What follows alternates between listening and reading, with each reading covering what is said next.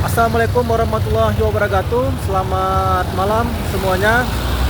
Di sini ada kejadian kebakaran di Ketapang, ya, tepatnya Jalan Matai.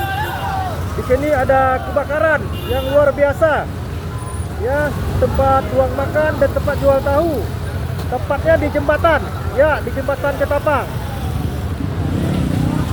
Sekali lagi saya informasikan untuk semuanya, di Ketapang, Jalan Matai telah terjadinya kebakaran, dan untuk pemadamnya dikerahkan ada 3 unit untuk menyiramkan api di jago merah. Ya, manusia cukup ramai. Ini masih satu rumah, asapnya bertebaran luar biasa.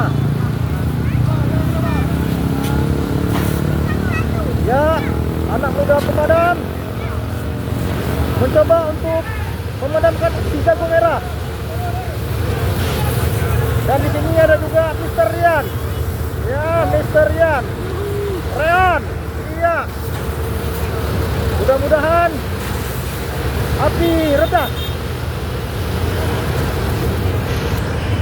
Sekian dan terima kasih.